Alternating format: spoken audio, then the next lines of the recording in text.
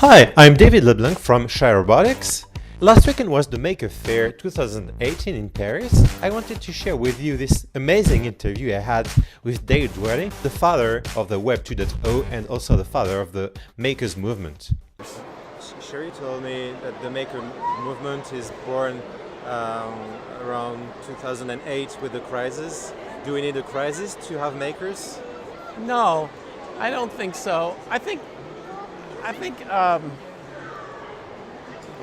tend to think that the movement side of it in the U.S. really got kicked off by President Obama mentioning in his inaugural address the risk takers, the doers, the makers of things. And I think it's important that he wasn't saying it because there was a lot of them. It was more that he felt like there should be more of them. And that's, I think, what motivates me, is we know there's some people out there who are makers, but can we get more people involved? And I think that's behind the design of this event, is to look around and say, what does it take to inspire a young person and adult to just try something? And even if it looks hard, even if they might not think they'll be good at it, I think we're trying to just break through a little bit and say, it's possible, try it. And hopefully you'll enjoy it. I think this event and everything is meant to be fun so that people enjoy making, and again, it's if you enjoy the process. It's like cooking. If you enjoy cooking, you'll do more of it. And does it have to be useful or? Not necessarily. No? It can be silly. It can be fun. I think there are many dimensions to it. Useful is one of them. But to make people laugh or make people smile is interesting as well. Mm-hmm. So a lot of robots you might see at a Maker Faire, I don't know how robotic they really are, but they're funny looking, right? Mm-hmm. And they elicit a response from us.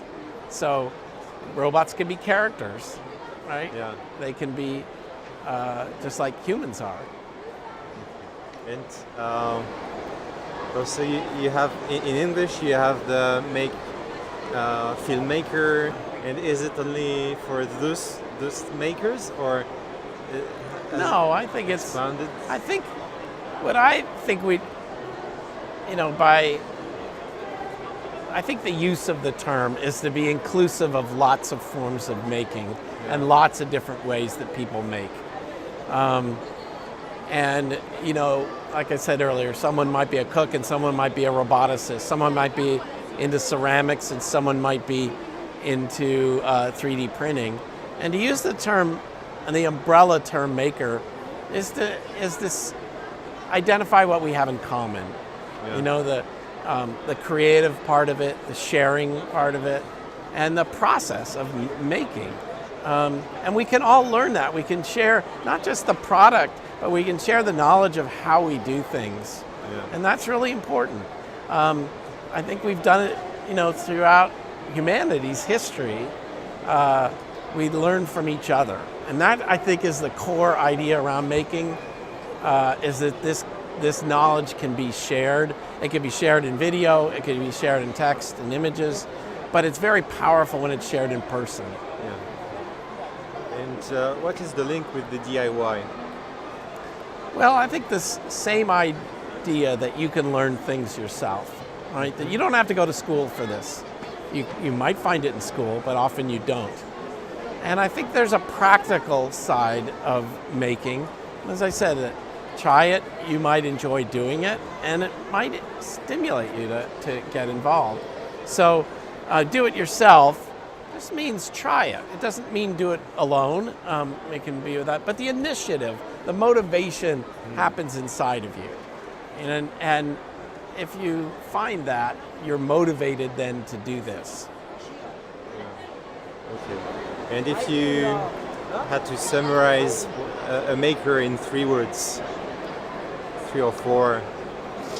Well, I think the smart, skilled, and generous.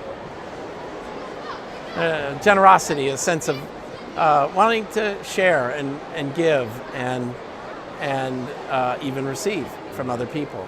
What is the link with open source and free software? Well, I think a number of links. To some degree, I think open source and free software have suggested a model for that we think not just about ourselves and the benefit something has to us, but society as a large. So,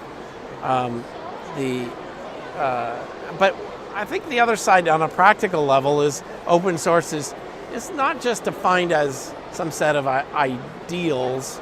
It's also just defined by doing work and sharing it. So here's a project. Open source is organized as projects. Makers things, that stuff at Maker Faire here, are projects. So the more we can share the work of your project, it's not like just creating knowledge, it's creating something that other people can use. And it doesn't require everybody to make everything free, but there are parts of any project that you say, well, I could use help on, and I'm benefiting from the help of other people. So why shouldn't I share that back? Why all of this, the new things like the Maker Faire and the Maker Movement, or the things that work and influence the rest of the world, they all come from Silicon Valley. Why? Do you know why? I don't know if it's necessarily Silicon Valley. I think a little bit is California, I'd say. But I think it's complicated. I think it's in every culture. California, I think, has a particular openness to creativity and mixes a lot of things together. And so I think that's one of the reasons it starts there. Mm-hmm. But it's often a matter of discovering it in lots of places. In my view, this was actually anti-Silicon Valley, in the sense that Silicon Valley's been a lot about money, a lot about almost the privatization of technology and the privatization of the future. And I think this is a much more open, inclusive, and humane version of the future than the one Silicon Valley is currently developing. Okay. And this is the last question. I've seen many companies coming to the makers, to the Fab Labs or things like that, to inspire their teams to develop more faster. More companies? The big companies, they are sending their employees or the engineers, etc., to the Fab Labs to learn there, and because the methodology is more efficient or cheaper, or it's just different. Yeah. I mean, I think we're seeing a lot more maker spaces and Fab Labs inside of companies, and companies going to visit these spaces. And I think one is they want innovation. That's kind of why I asked you about your book. But they actually don't know how to get it. They know how to talk about it, but they don't know how to do it. So why the makers are the best ones to... Well, I think, to some degree, the makers don't know they're innovating. They're playing.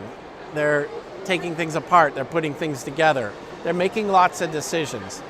A lot of times, I think in traditional business, companies are too structured and too rigid, and they often say no rather than yes.